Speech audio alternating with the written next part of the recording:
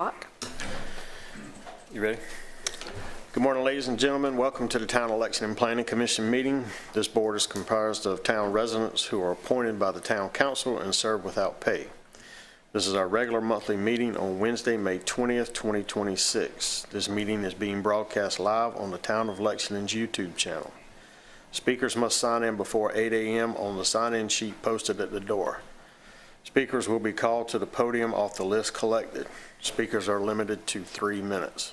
I am Frank Berry, the chairman of the Town Election and Planning Commission. Other Planning Commission members present are? Good morning, I'm Brian Amick. Good morning, Roscoe Kaufman. Good morning, I'm Jamie Fight. Good morning, I'm Joe Robertson. Good morning, Betsy McCall. At this time, I would ask Commissioner Fight if she would give our invocation. Heavenly Father, we thank you for this day and for the opportunities together in service to serve our community. Grant us wisdom as we consider the decisions before us and guide us to act with fairness, integrity, and good judgment. Help us to listen with open minds, to speak respectful, and to seek what's best for all those we serve, both now and for the future generations. May our work today contribute to the well-being, growth, and unity of this community. We also ask your blessings over our military, first responders, and all those who serve, both in our local community and across the nations. Protect them, strengthen them, and watch over their families. Amen. Amen. Please join me in the Pledge of Allegiance. Pledge allegiance to the flag of the United States of America and to the republic for which it stands, one nation, under God, indivisible, with liberty and justice for all. The meeting will now come to order. We have no deletions to the agenda. Next item is approval of the minutes from the April 22 meeting. Do I have a motion? Make a motion to approve. I have a motion. Do I have a second? Second. Any discussion? All in favor, please raise your right hand. That is unanimous. New business items. Annexation Lexington County Tax Map 00549601031 located at 186 Zinker Road. Jessica? Good morning. Alan H. Gates, Joey Gates, Norma Taylor, Marty Gates, Gary Gates, and Bruce Gates owns approximately 72 acres on Zinker Road and has petitioned to annex the property. Properties in town near this one are zoned industrial and protected residential. Zinker Road is classified as a local road. The property is shown on the future land use map as an employment light industrial area. The comprehensive land use plan describes this area as a node intended to accommodate a mix of industrial, office, makerspace, flex tenant, and storage uses designed to support employment generating development. These areas are characterized by business activity occurring primarily within buildings while allowing for limited outdoor storage and loading manufacturing activities. The applicant is requesting the property be zoned with protected residential zoning and Zinker Road should be classified as a local road. All righty. Do we have anyone signed up to speak to this?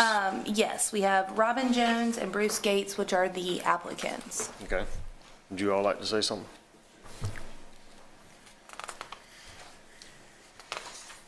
Thank you very much. I'm speaking on behalf of the Gates family. As you know, this tract is... Could you state your name and your address? Robin Jones, Lexington, South Carolina, Augusta Highway. Is that ample enough? Do you want the entire address? Okay. You're good. Okay. Anyway, this tract of land has been on the market, I think, for approximately 8 years, and I think that the Planning Commission recommended that this tract be used as an industrial site if it were to be annexed into the town. And so we attempted to work with the people in the Lexington County and the Town of Lexington Economic Development Department to try to secure an industrial user that would be suitable for the site. And as you know, it's a fairly good-sized site. But after about a year of working with the town and the county, we've not been able to do so. And so the family would be delighted to sell it to an industrial buyer if the town or the county has someone of that nature, but we're just not having any success at that. We have had, however, a great deal of success with residential buyers. And I think that you guys or the council has been approached and the planning commission has been approached many times with residential use, but it has been denied. And so we would like to make an appeal to the planning commission that you make a suggestion to the town council that we be allowed to use this tract either annexed or non-annexed, but provide us with water and sewer so that we can sell this tract to a residential developer and allow it to be developed for residentially. Now, we have 6 siblings in the family, and time's running out. In fact, one of the family members has recently been diagnosed with Alzheimer's, and so this tract was left as an asset by Homer and Barbara Gates to the 6 siblings, and so, you know, this money's needed, and some of these family members may not be around to use this money if we continue to delay the development of this tract. So we'd like to appeal to the members of the Planning Commission to make a recommendation to the town council that we be allowed to proceed with a residential development either through annexation or just provide us with the water and sewer without annexation. And so that's, any questions? Well, first, I would like to say that the Planning Commission does not grant water and sewer. That's not what we're tasked here to do. We're tasked here to rezone or look at zoning or annexation of properties. We understand that. So that would not be a decision that we would make today, Well, we understand that too. whether or not we annex or whether or not we don't annex. We don't make that The decision. problem we're having, Mr. Berry, is that your recommendation at this council level or this planning commission level goes to the town council. For us to get water and sewer, we have to be annexed in. It's one of those things that we can't get the water and sewer for residential development without being annexed in. But once we're annexed in, you guys have recommended and imposed an industrial overlay on this property. And the likelihood of us finding an industry that will take down 77 acres in the town of Lexington right now is probably slim to none. We've tried. All righty. Thank you very much. You need to say anything? Okay, thank you. Is anybody else signed up? No, Okay. That's it for all the, for that item, yes. okay. All righty. I do want to say that this body has spent numerous hours on our comp plan, and we have our 5-year 5-year review. review next year. So we will be going through this again. Again, as I stated in our opening, we volunteer, we're town residents, and we put all our heart and soul into the comp plan, and we will continue to do so when we do it again.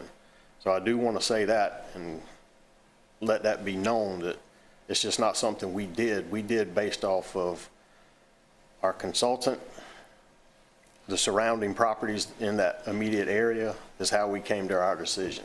So I do want to put that out there that this will be coming back up for us to do a redo of the A review. comp plan. Mr. Chairman, I'd like to add a comment or two. I know the family would like to divest of this real estate. I think it would be beneficial for both the Planning Commission and the council if we could see a site plan of what might be proposed in the way of residential. Just to rezone it and annex it as residential without seeing some sort of plan, I think is inappropriate, possibly. I don't know. I know the is it Brookstone? Down the street? Yeah. Down the street. It's my understanding, at least, that folks who have bought in that neighborhood are complaining now about the train coming through there. Well, the train's been there a lot longer than Brookstone. And I just wonder if, and I know you all are ready to sell the property, and I'm not trying to delay things. But would you consider withdrawing today and coming back with a site plan showing what you're considering? Mr. Amy, that's been done. Robin? That has been done, I think, on 3 separate occasions, and each time I've been told it was denied at planning commission level. And I think it has something to do with density. If I'm not mistaken, this tract would allow up to between 4 and 5 homes per acre. Not that the Gates have any desire to see 4 or 5 homes per acre on this tract, but you know, these developers seem to want to increase density for the most obvious reasons. But so I think what's happened is you've seen plans that have presented to you guys or the council level, and possibly you too, at 300 some odd homes. Is that correct at one point, Jessica? Historically, I don't know the numbers. I don't remember the lots, but the historic denials on those submittals was not because of density. It was because of the comprehensive land use plan, showing that this should be light industrial. Okay, well, It was not due to I'm hearing density. different things. I'm the 3rd or 4th realtor to get involved in this. The first 3 failed. But I've been told that density was real high on one of the subdivisions with D.R. Horton, which, you know, I agree with it, actually, that it was too many homes. But at any rate, the family has tried many different ways to get this property sold. And each time it's shot down, either we've been told through planning commission or the town council level. So we just don't know which other way to go. Residentially, and we would be open to a number of homes that would be more suitable to the town and to the county. If it's 200 homes, I think the Gates would be fine with that. Or if it's 175 homes, or if it's a PUD, you know, planned unit development with a mixture of industrial, retail, and residential. I think the last people that attempted this was Great Southern, and I was told that the town might possibly be interested in 15 acres of this property for a parking site for utility trucks. No, sir. You know, these are things that are coming to me. I can't tell you, but Thank you very much. yes, thank you. One thing I would comment about your statement about a possible PUD is that might be something that could be looked upon favorably if it was local commercial up front with residential in the back done nicely.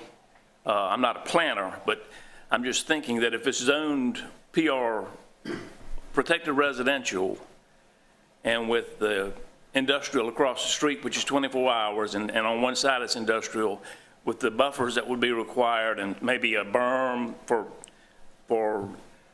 protection from lighting and noise for the neighborhood, it would eat into a lot of the property, I would think.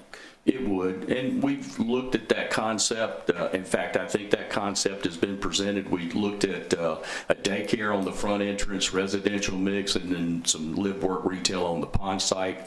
In fact, the family even agreed to dedicate some of the property along the pond site to the town for a town park.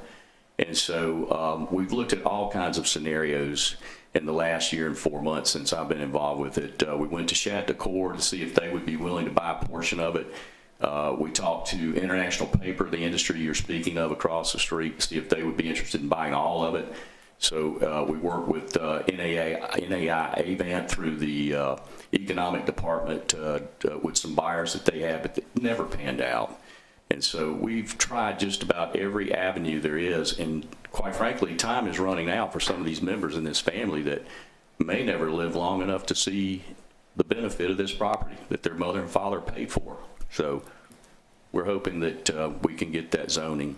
If not, we're fine with just getting the water and sewer, but it's hard to get the water and sewer and just stay in the county and outside the town limits without approval through the council. So thank you.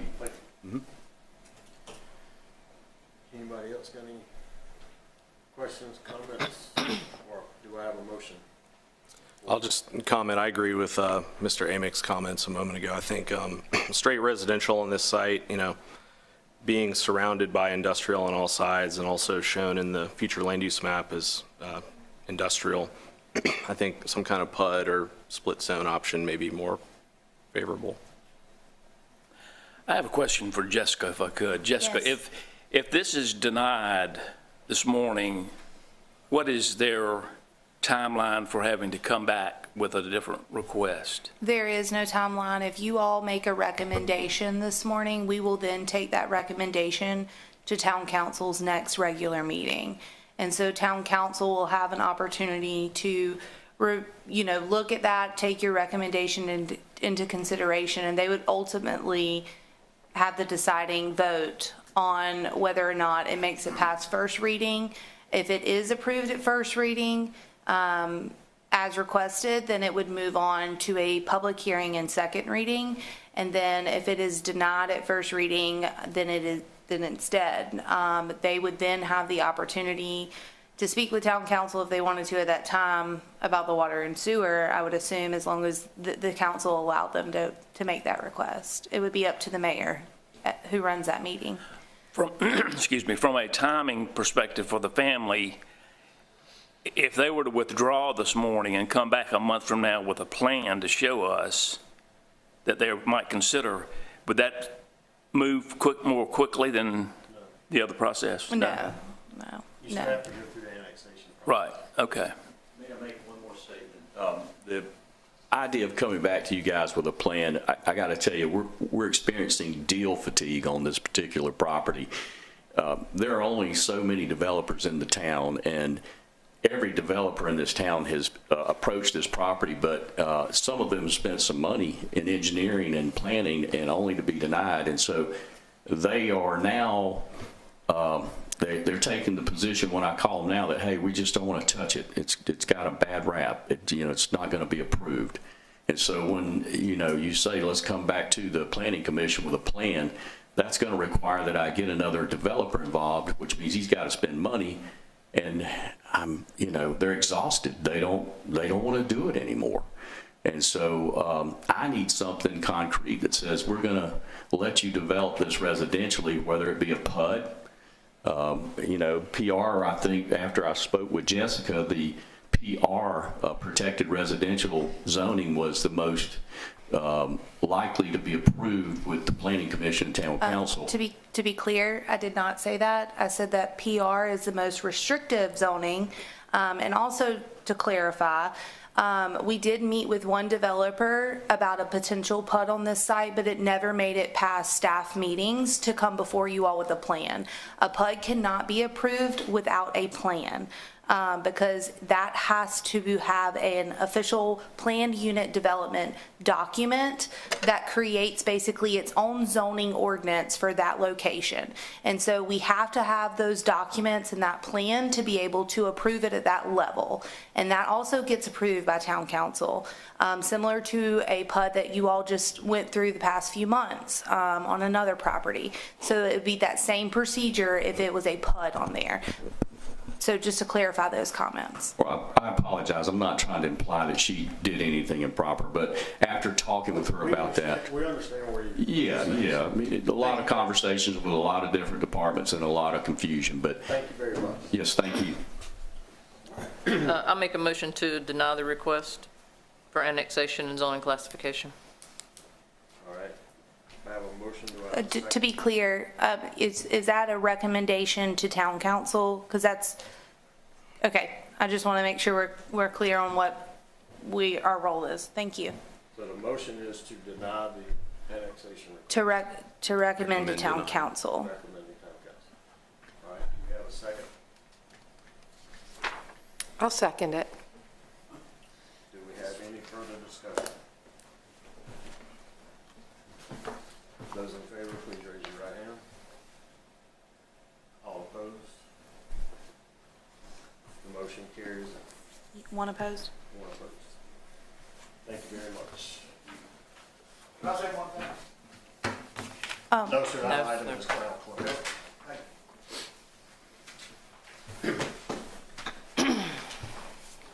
And we have, just for the record, we got, I guess, traffic court is next. I've seen them out there moving. Okay.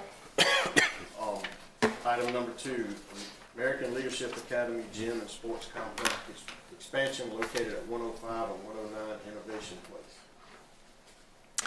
American Leadership Academy is proposing a gymnasium, classroom, and sports complex expansion at 105 and 109 Innovation Place. The expansion would include the addition of approximately 34,227 square foot of building containing a full-size gymnasium and additional classrooms, a full stadium field with track and bleachers, and the addition of approximately 10,700 linear feet of on-site stacking. The proposed expansion is anticipated to increase the school's capacity from approximately 1,700 students to 2,600 students. As presented, the project meets all zoning requirements. The project will also appear before the Board of Architectural and Appearance to ensure compliance with applicable architectural and appearance standards. The traffic impact analysis prepared for the proposed American Leadership Academy expansion evaluated existing and projected traffic conditions in the area surrounding the school. Based on the study, the following improvements were recommended. Geometric modifications at the intersection of Glassmaster Road and Bruner Road to accommodate left turn movements. Geometric modifications at the intersection of Glassmaster Road and Bruner Road to improve right turn movements. Minor geometric alignment modifications at the intersection of Industrial Drive and South Lake Drive to allow concurrent operation of the existing traffic signal. Construction of a northbound right turn lane on South Lake Drive at Innovation Place into the school campus. All improvements are subject to SCDOT review, approval, and standards. Consideration will also be given to dualization of the interior roundabout between the upper school exit and Innovation Place. The Planning Commission should consider the proposed expansion and associated transportation and circulation improvements, including the relocation of vehicle stacking from public roadways to the interior of the site, in its evaluation of this request.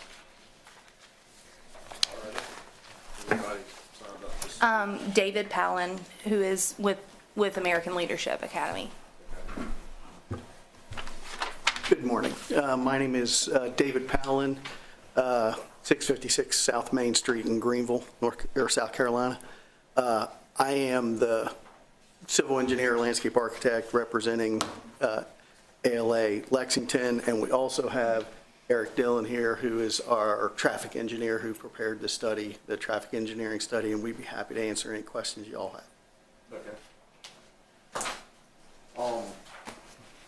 I know one thing that sits heavy on my mind is assurance that if we approve this plan today, what assurances are we going to be given that all the traffic plans are going to be installed and functioning prior to you all occupying that building?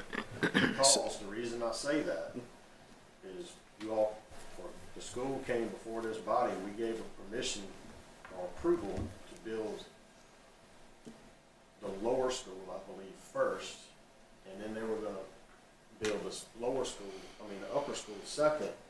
They went out there and built both at the same time. It created traffic nightmares. So I can tell you one of the things that's going to weigh heavy on my decision is assurances that this is going to be approved if I move forward with an approval. Sure. So we have not only been speaking with Randy and Jessica here with the town, but we've also, the traffic study has gone to District 1 of SCDOT and also to the state level, David Meekins, who oversees all the school facilities and has to approve traffic studies for all the school facilities. And the project has to go through the Office of School Facilities at the state level to be permitted. Jack Bonnet is leading that process for us, and they have made it clear to us that we will not get plan approval until they see the drawings done for all the recommendations that you see on this sheet here. Now, I will add one more thing, and Eric might actually be the better one to answer this, but the one caveat in there is all improvements are subject to SCDOT review and approval and standards. There's also right-of-way issues that we're moving forward with the survey for all these off-site improvements that are recommended here to determine where the right-of-way is. So, again, David Meekins has sent an email that was very blunt and said that the state will not give their concurrence letter to approve our plans until they see all of these recommended approvals designed and submitted for permit. And who was that email from again? David Meekins, Meekins.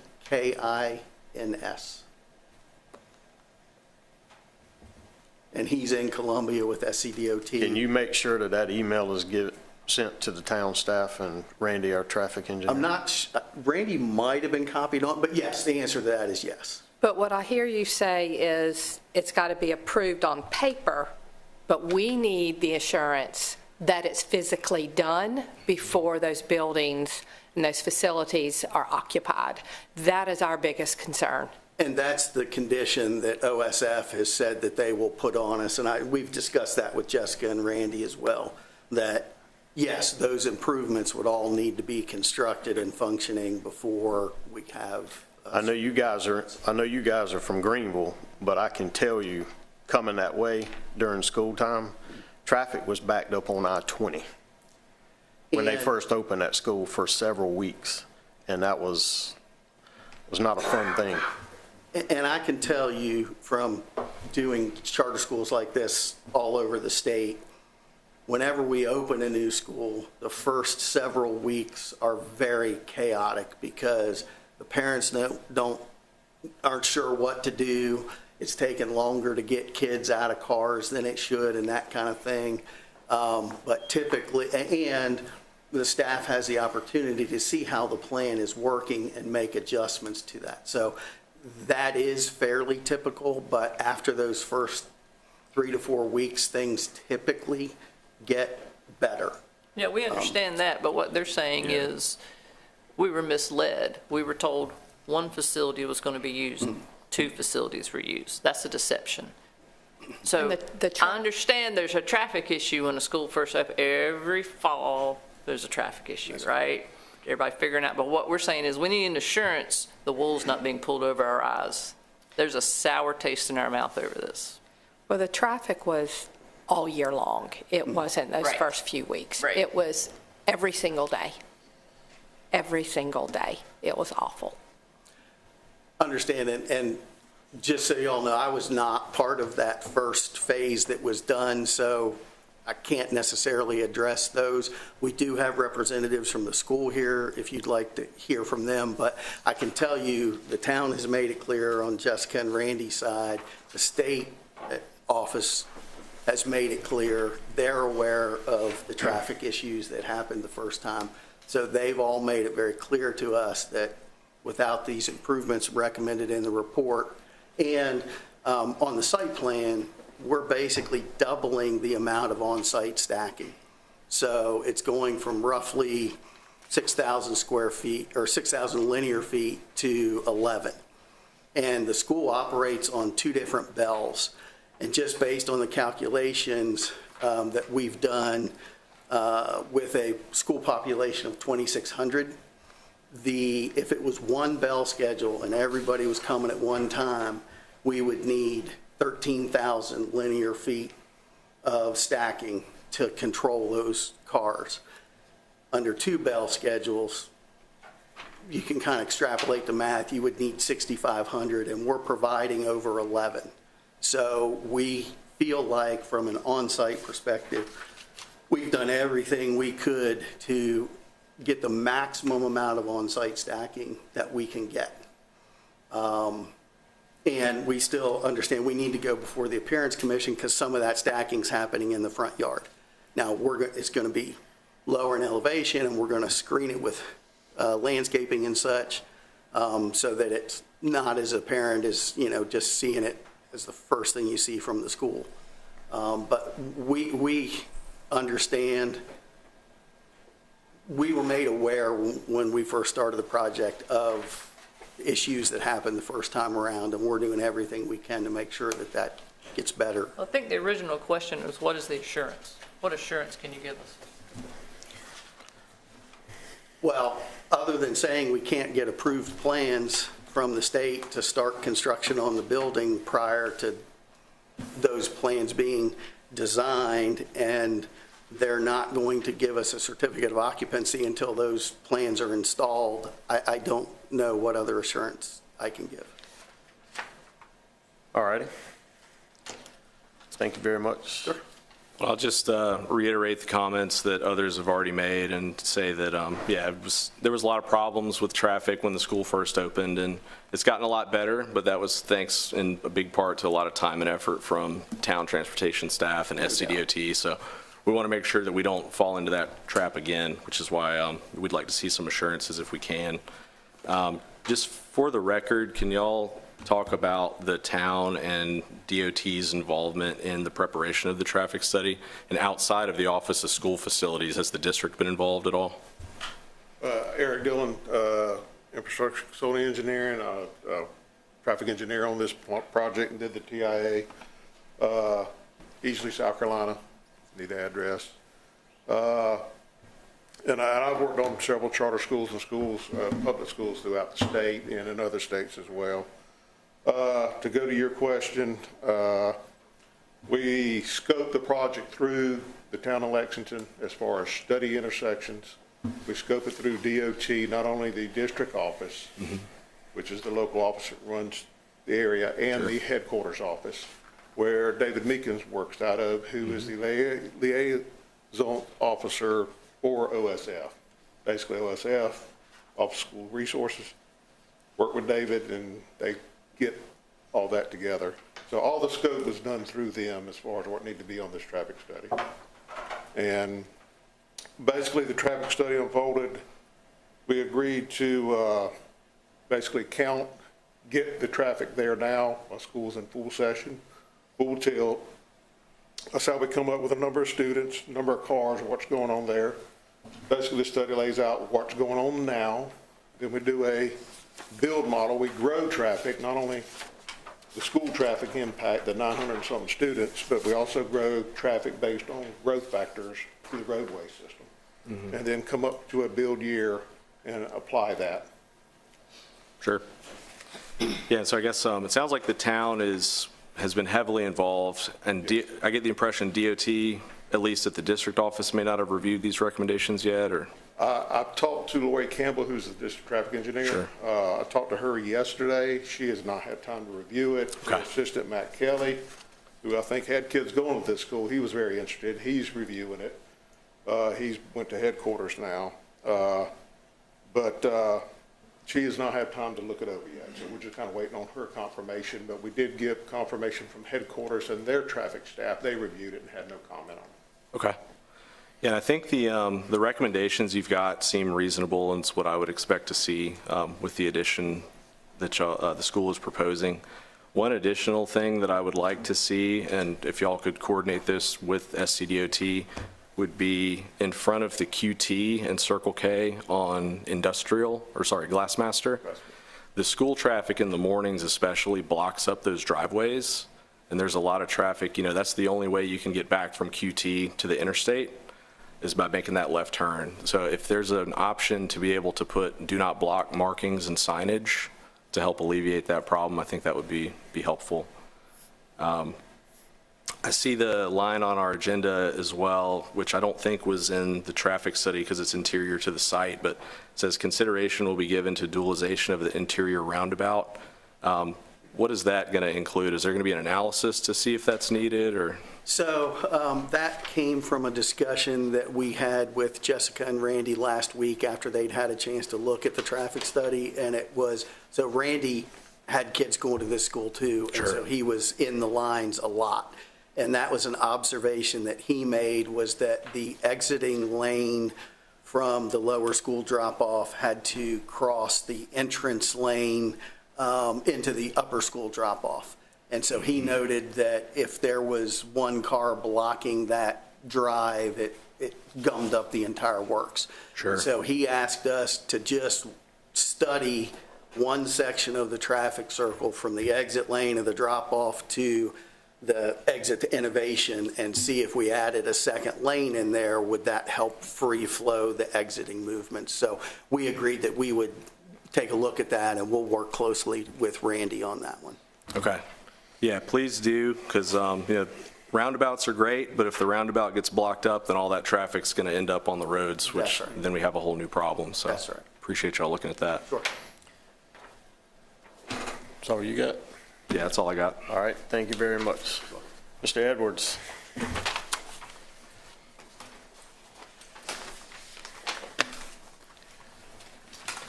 Would you like to shed some additional light on this matter? Yes, so I'd like to be the Transportation Director, Town of Lexington.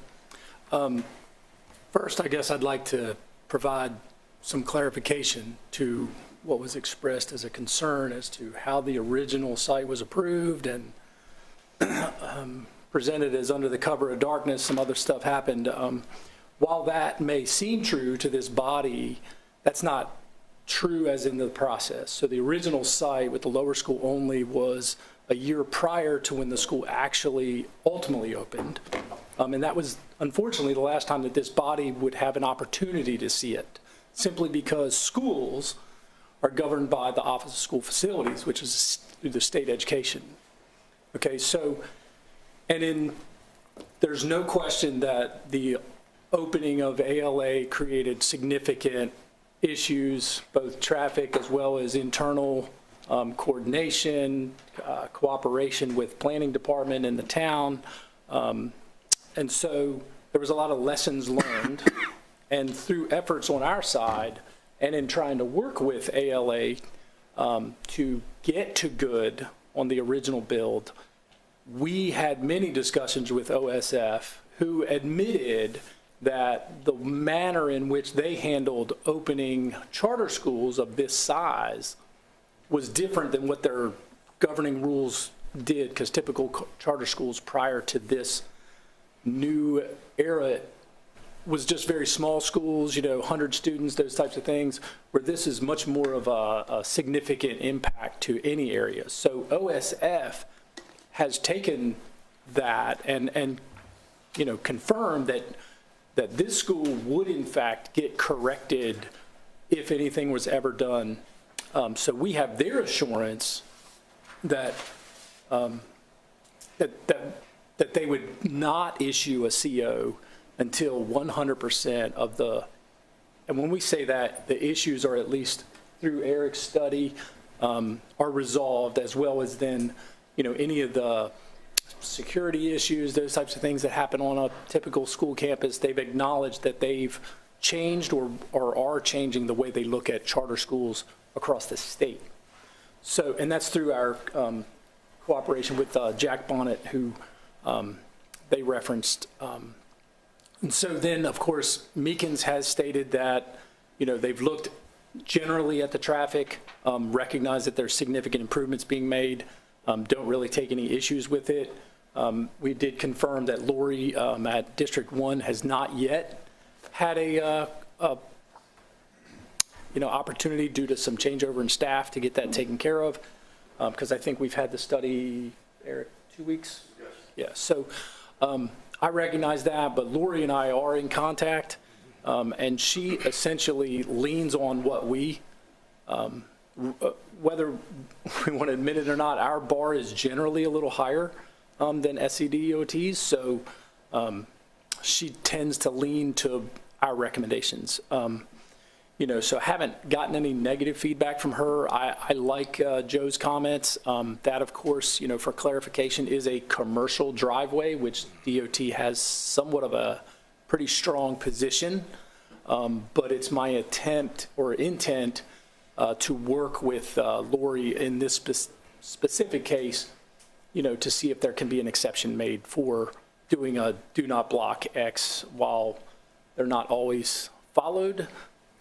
They're at least an effort, to try and alleviate that, because it's certainly something we've observed, and none of the improvements identified will address that, other than there will be improved efficiency at the signal. For clarification, what will be done is the lanes would be split on industrial from, currently it has to run as a split phase signal, so that takes up additional time. These lanes would then be split. There'd be a token amount of construction work there in front of Whataburger, which would allow for some lane reconfiguration. which would allow that signal to run in concurrent timing. So the lefts from each side would move concurrently, which would improve the efficiency just naturally. I'm not quite sure. I think Eric's looked at the measure. And then, of course, there is a long-term plan. It's been identified in the local transportation improvement plan, which is why the previous discussion, is near to my heart, only because those types of developments drive those major improvements, which would be to actually add an additional right turn lane at Industrial, if there is additional development back Industrial Boulevard. So, but this effort does in fact provide the efficiency that's needed by going back to a concurrent configuration. So everything, of course, is subject to SCDOT review and approval, but that's standard language. So I just hope that the body at least hears from a clarity standpoint that there's a lot more involvement and certainly more control, if you will, than what was had at the previous level. So OSF issued the CO originally on the building without any reason for ALA to come back to us. So there was never afforded an opportunity. And then finally, if you get the schematic with just the overall site plan, if you look closely, there is a significant amount of stacking being provided on the site. And so one of the things from a traffic standpoint that we appreciate is that if this thing doesn't work well, it's going to not work well internally and be a ALA problem and not a town and traffic problem. So that's one of the things that we saw as, hey, they're maximizing their site. We told them this is a definite great step forward. I obviously wish a lot of this was in place when it initially opened, but it is what it is. And so I think ALA heard us loud and clear that nothing was going to go forward without addressing the traffic issues that we've experienced. And we do not expect to have the same challenges that we had on the original opening. So those are all my clarifications. I do have a question. The railroad is so close, it's like 1,366 feet from Innovation Place to the railroad. And it's a tight squeeze right there. The more we widen, the tighter the squeeze is, because we can't just add a lane over the railroad. Is that being looked at as how is that bottleneck being affected by all of this? I don't know, Eric, if that, it's a typical, so the one thing that was sort of on the cutting floor, if you will, but we kept it, was the additional right turn lane going into Innovation. So there was some discussion about that. Basically, is it really warranted because of the additional, that lane kind of acts like, but what our ultimate goal in the traffic world is we want both of those lanes full all the way down to the zipper merge. And the right turn lane, we believe, will actually help alleviate some of that and allow people going through to continue through instead of blocking off traffic and backing up into the Glassmaster intersection. So I hear what you're saying, and it's not a one day that will actually be widened across the railroad. We may not see it, but it'll need to happen ultimately. So I hear what you're saying. Railroad ain't gonna let you So again, that's not something specific, like how many cars went there. There's also identified in the local transportation improvement plan is that there's an issue there at Railroad Avenue. Okay. But that certainly is not an ALA task to address. So we believe that the right turn lane provides the efficiency that the school actually needs and will help address and get that zipper merge back to operating as well as it possibly can. Randy, you mentioned improvements at 6 and Industrial. Yes. Bickman. Can those be done before those buildings are completed and it's occupied? Yes. Okay. The answer is yes, and they will need to be. I think that's the thing with OSF is that, and it's probably not something ALA wants to hear. They'd prefer them to be separate, I'm sure. But at the end of the day, the comments I've heard are this will in fact be addressed prior to a occupancy, which OSF controls. This is a question for the school. When do you see these buildings being completed, or this these new additions being completed? So if everything goes according to plan, we plan on starting to move dirt this summer. Obviously, for the stadium complex, the whole site has to be cleared and graded, so there's significant work there. The building pad is kind of already pad ready. It's relatively flat. And the idea would be to have an opening for 2027, 28 school year. Yeah. So in fall of 27. 15 months. Yeah. And I guess for clarity, the improvements are not, like, they're all like small improvements. So I think that's the one thing that is to their advantage to be able to accomplish. It's not like we're really trying to, I can't really think of anything specifically, but it really is just, I don't want to use the word token, but they're all small improvements at 4 different locations. And so it's really going to be incumbent upon them to get a good contractor for them to meet their schedule. But nothing's a significant, big enough lift that it should cause any real delays. All righty. Anybody else got any questions, concerns, comments? Do I have a motion? I'll make a motion to approve with the condition that the improvements as noted be, discussed with SCDOT, and additionally, the do not block markings be explored as well. Second. All righty. If, Jessica, for clarification, I know we have a motion and a second, but we're discussing now. If the plan changes, The the site plan changes with traffic patterns, do we need to re-see that as the planning commission? Or is that? That is up to you, if you would want staff to handle that at a staff level, or if you felt that it needs to come before you again. We would take your direction. I would think it probably needs to come back to us so we can reevaluate it at that point. And be up to speed of any changes. Okay. Are you amending your motion to include that condition? Yes.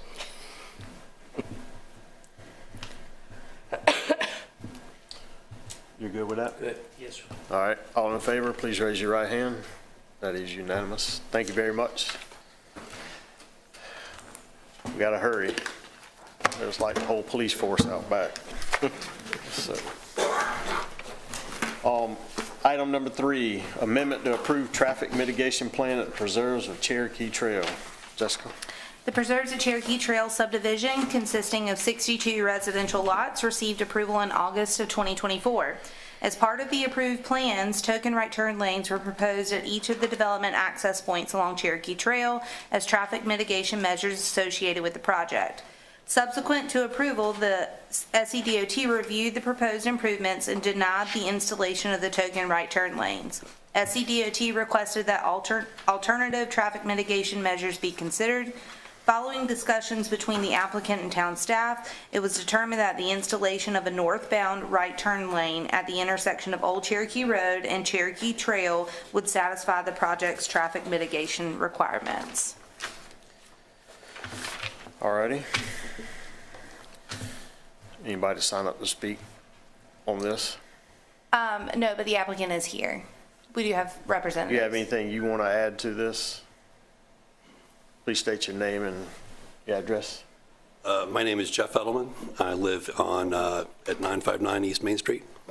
I think Jessica summed it up pretty well. Unfortunately, SCDOT does not approve of the smaller turn lanes that we originally designed and proposed to you guys.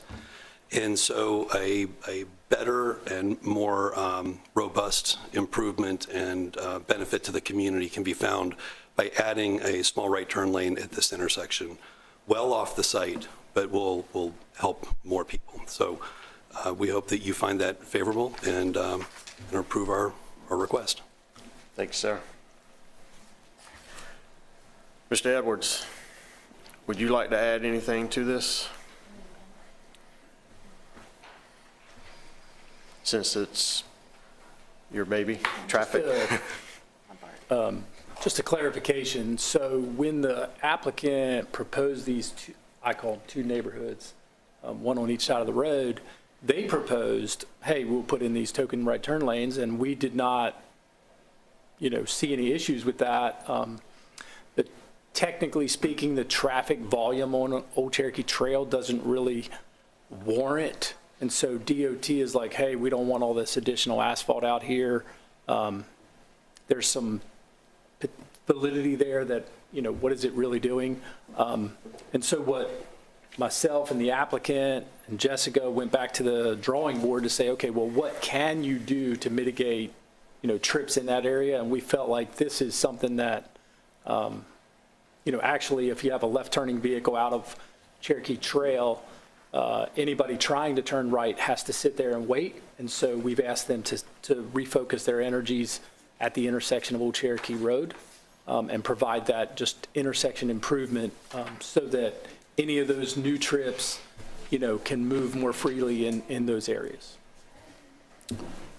All right, so DOT denied it, you're okay with it? Yes, we were fine with it. I mean, that's why it made it all the way through the first time. All righty. Yeah, I'll just say I agree with the findings, and I appreciate the applicant working with the town and SCDOT. I think, as mentioned, this right turn lane will benefit not only the new development, but the existing neighborhoods and traffic, so we appreciate that. Do I have a motion? I make a motion to approve. Do I have a second? Second. Any further discussion? All in favor, please raise your right hand. It is unanimous. Jessica, you have anything for? I did send out an email to you all regarding training opportunities. I've heard from a lot of you, but if I have not, please let me know what your plans are for attending training. There's several different options. We will have a meeting next month. We are hoping to do a sign ordinance workshop with you all. That is the plan. And so our consultant is currently working on compiling all of the stakeholder information and some of the research that she has to present to you all next month. All righty. Anybody else? Without, how do we do this? Without any objection, we are adjourned. Thank you for watching the Town Election and Planning Commission. Commission members are unable to engage in outside communications regarding these agenda items. If you have any additional questions following the meeting, please contact the municipal clerk. With no objection, this meeting is adjourned. Thank you for watching the Town Election and Planning Commission, and we wish you a good day.